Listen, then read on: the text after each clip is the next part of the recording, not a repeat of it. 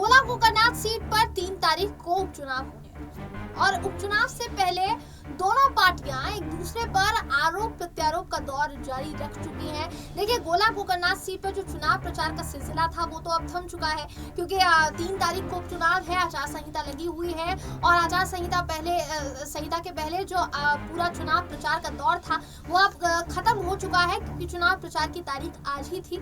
5 बजे जो चुनाव प्रचार का समय था वो खत्म हो जाना था, वो खत्म हो चुका है। अब अभी तक योगी आदित्यनाथ समेत उनका पूरा भाजपा कुनबा और सपा के अखिलेश यादव समेत पूरा उनका सपा कुनबा, इन दोनों ने मिलकर जो सीट पर मशक्कत की है, जिस तरीके से दोनों ने अपना दमखम दिखाया है, सीट पर एक दूसरे पर आरोप प्रत्यारोप लगाए हैं, जनता किसको ध्यान में रखती है किसको नहीं, इस पर चर्चा करने के लिए हमारे साथ हमारे सहयोगी शाजिब मौजूद है। शाजिब, बहुत बहुत स्वागत है आपका। देखिए, इस वक्त शाजिब, गोला कोकरनाथ सीट को लेकर चर्चा बहुत ज्यादा है, क्योंकि उपचुनाव होने हैं और मैनपुरी सीट को लेकर इससे पहले चर्चा थी, लेकिन इसी बीच गोला कोकरनाथ सीट का जो चुनाव है वो बहुत नजदीक आ चुका है, मुश्किल से 3 से 4 दिन बाकी है। लेकिन जिस तरीके के आरोप यहाँ पर अखिलेश यादव पर भाजपा लगा रही है और योगी आदित्यनाथ तो गोला कोकरनाथ सीट पर जाकर जिस तरीके से उन्होंने चुनाव प्रचार किया और उसके बाद ही उन्होंने कह दिया कि अखिलेश यादव हारने के बहाने ढूंढ रहे हैं, तो यहाँ योगी आदित्यनाथ के बयान में कहीं ना कहीं आपको नजर आ रहा है कि उनका जो बयान है वो चुनाव पर असर डालेगा, क्या कहना चाहिए? देखिए, योगी आदित्यनाथ का वहां पहुंचना सबसे पहले तो डर झलका रहा है कि किस तरीके से भाजपा यहाँ पर डरी हुई नजर आ रही है। यहाँ पर अखिलेश यादव के नाम से थर-थर कांप रहा है भगवा खेमा। इस वजह से जरूरत पड़ी कि सहानुभूति वोट बैंक के बावजूद भी यहाँ पर राज्य के मुख्यमंत्री चुनाव प्रचार करने आए। और अभी देखिए, भाजपा और आकलन करेगी, जैसे आकलन करेगी अरे यहाँ पर भी वोट कम होने वाला है, तो हो सकता है केंद्र के मंत्रियों को भी बुला ले, क्योंकि डबल इंजन की सरकार बस इसलिए है कि जब चुनाव आए तो राज्य के कैबिनेट के तमाम मंत्रियों को बुला लो और उससे भी बात ना बने तो केंद्र के कैबिनेट के तमाम मंत्रियों को बुला। लेकिन शाजिब, देखिए, यहाँ पर भाजपा के लिए कहा जाता है कि भाजपा किसी भी चुनाव को छोटा नहीं आती है, किसी भी चुनाव पर एक तो पूरी दमखम के साथ उतरती है और भाजपा के कोई भी नेता, चाहे वो बहुत बड़े से बड़े कद के नेता क्यों ना हो, आप प्रधानमंत्री नरेंद्र मोदी की बात कर लीजिए, कहा जाता है उनको लेकर कि भारतीय जनता पार्टी हमेशा से पूरे दमखम के साथ हर चुनाव में उतरती है, हर चुनाव की तरह देखती है, कोई छोटा बड़ा चुनाव नहीं। तो यहाँ योगी आदित्यनाथ का जिस तरीके का कद है, यूपी की सियासत में मुख्यमंत्री है पूरे सूबे के, उनका उतरना कहीं ना कहीं आपको लाजमी नहीं लग रहा है कि भाजपा, देखिए, शुरू से अभी तक उतरती आई। आपने बड़े नेताओं की बात की, भाजपा की प्रधानमंत्री नरेंद्र मोदी का खास तौर पे आपने नाम लिया, तो बता दें कि भाजपा के ये जो नेता हैं ये इवेंट को पसंद करते हैं, यानी इवेंट पसंदी लोग हैं। इन्हें जहाँ इवेंट मिलेगा, जहाँ जहर उगलना होगा या फिर जहां जनता को तोड़ना होगा वहां आराम से पहुंच जाएंगे, चाहे वो निकाय। मेरा यकीन मानिए कि मेरा नाइटमेयर बन गया है कि कहीं पार्षद चुनाव में योगी जी खड़े होकर के ना बोलने लगे और मोदी जी के मित्रों, भाइयों एवं बहनों, तो ये ना बोलने लग जाए, ये मेरा डर हो गया। तो आप इनके बड़े नेताओं की बात ना करें, ये तो डर है भाजपा को लेकर के। कहा जाता है क्या, भाजपा डर जाती है तभी ना अपने सभी नेताओं को उतारती है, तो डर जाती है भाजपा। और फिर अगर पोलराइजेशन सक्सेस हो गया तो फिर जीत भी हासिल कर लेती है। तो आपका कहना है कि तुष्टीकरण के नाम पर भाजपा हर चुनाव में जीत हासिल करती है, चाहे वो कोई भी चुनाव। देखिए, बिल्कुल सटीक तुष्टीकरण। आप देखिए कि एक धर्म समुदाय का नाम लेती है हिंदू, ठीक है, हिंदू में दलित भी आते हैं, दलितों का पे अत्याचार आप देखिए कितना।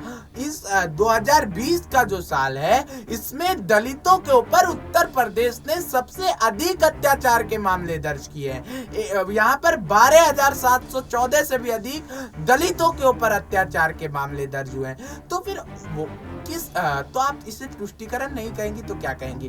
क्या एक ब्राह्मण, क्या एक झा और क्या एक जो निचले समुदाय से आने वाला, दलित समुदाय से आने वाला हिंदू नहीं है, या फिर सिर्फ जो ब्राह्मण समुदाय है, या फिर जो सिर्फ राजपूत है, या फिर जो क्षत्रिय, क्या वही हिंदू है?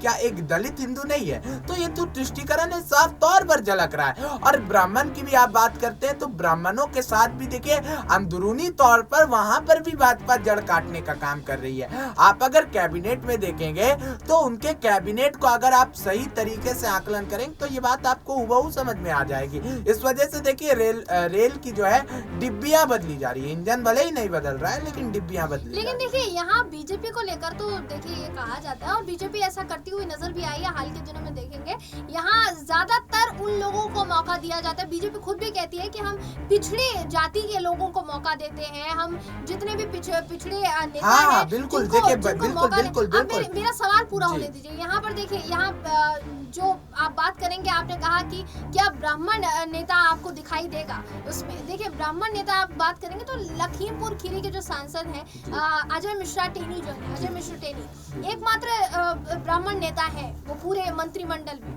उनको भी देखा। फिर द्रौपदी मुर्मू जो कि अभी माननीय राष्ट्रपति है हमारे देश की, उनके समय में जब चुनाव हो रहा था, राष्ट्रपति चुनाव हो रहा था, तो भाजपा ने जितना जोर देकर जिस तरीके से आदिवासी समाज को बढ़ाने की पहल की, तो उस पर आप क्या कहना चाहेंगे कि देखिए वो वहां से भी तो भाजपा कोई ना कोई संदेश देने की कोशिश कर रही है। हाँ देखिए बिल्कुल बहुत अच्छा संदेश देने का कोशिश कर रही है जयंती के आदिवासी राष्ट्रपति बैठा करके गुजरात में आपने आदिवासियों का दिल तो जीत लिया है, एकदम बिल्कुल सटीक सियासत आपकी बैठी।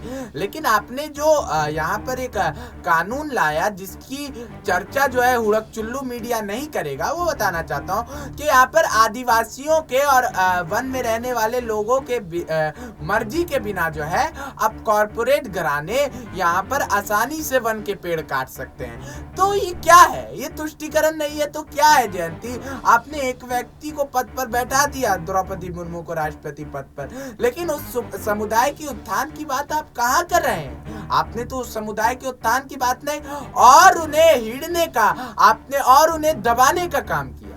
तो हमारे दर्शकों को आप ये बताने की कोशिश करेंगे कि किन किन मुद्दों पर भाजपा ने ऐसे समुदायों को या फिर ऐसी जातियों को दबाने का काम किया है, और अपने बयान जिस तरीके के बयान वो देती आई है कि हम हमेशा से पिछड़ों को आगे बढ़ाने की राजनीति करते हैं, हम दूसरी पार्टियों के जैसे नहीं है जो उनके दबाने की राजनीति करे, तो यहाँ कहाँ भाजपा आपको फेल होती हुई दिखाई दी है? आप कुछ उदाहरणों के जरिए हमारे दर्शकों को समझाएंगे तो तर्कहीन लगेगा वो।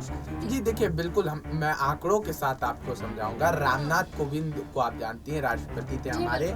अब जरा मैं आपके सामने कुछ आंकड़े पेश करना चाहूंगा कि रामनाथ कोविंद के कार्यकाल में 2018 से 2020 के बीच जो है दलितों के खिलाफ 1,38,825 मामले जो है अत्याचार के दर्ज हुए थे। यही साल में अनुसूचित जाति के खिलाफ 1,39,045 मामले दर्ज हुए थे, और साल 2020 के अकेले की अगर बात करें तो उनके खिलाफ 50,251 मामले दर्ज हुए थे। अब कुछ राज्यवार तौर पे समझा दो कि राज्य की सिर्फ अगर बात करें तो उत्तर प्रदेश में अकेले 36,467 मामले जो है 2018 से 2020 के बीच दलितों के अत्याचार पर दर्ज हुए, और वहीं अगर बिहार की बात करें 20,973, राजस्थान की बात करें 18,418, और उसके बाद मध्य प्रदेश की बात करें तो 16,952 मामले दर्ज हुए हैं, और सिर्फ साल 2020 की अगर बात करें तो अकेले उत्तर प्रदेश में 36,000 में से 12,714 मामले दर्ज हुए हैं योगी आदित्यनाथ के उत्तर प्रदेश में। सटीक आंकड़ा है, एनसीआरबी की रिपोर्ट है, एक बार जरूर दर्शक से चाहूंगा कि खंगाल करके देख लीजिए, बाकी आप समझ सकते हैं कि तुष्टीकरण किस तरीके से हो रहा है। जी तो यहाँ सीधा आरोप देखिए हमारे सहयोगी ने पहले तो आंकड़ों के जरिए आप तक विस्तृत रिपोर्ट रखी, लेकिन जिस तरीके के आरोप यहाँ बीजेपी पर लगते हुए नजर आ रहे हैं, बीजेपी हमेशा से ही उन आरोपों का खंडन करती आई है, चाहे वो केंद्र की सत्ता में हो, अभी गुजरात में चुनाव आ रहे हैं, गुजरात में तमाम तरह के ऐसे ही आरोप बीजेपी पर लग रहे हैं, लेकिन प्रधानमंत्री नरेंद्र मोदी समय समय पर उनका खंडन करते रहे हैं अपनी कई रणनीतियों के जरिए। अपने कई फैसलों के जरिए उनका खंडन करते रहे हैं और वो धरातल पर नजर भी आया है। अब देखना ये होगा दोस्तों कि गोला गोकर्णनाथ सीट जो चुनावी मुद्दा है, हम मुद्दे से भटकना नहीं चाहेंगे। गोला गोकर्णनाथ सीट जिस पर बात हो रही थी, गोला गोकर्णनाथ सीट पर योगी आदित्यनाथ और अखिलेश यादव ने अभी तक चुनाव प्रचार में जो दमखम दिखाया, जिस तरीके की रणनीतियां उन्होंने दिखाई, वो रणनीतियां धरातल पर काम आती हैं कि नहीं, दर्शकों के दिमाग में घर करती हैं कि नहीं, ये सबसे बड़ा सवाल यहाँ खड़ा हो रहा है, जिसका जवाब नतीजों के सामने आते ही हम आप तक पहुंचाएंगे।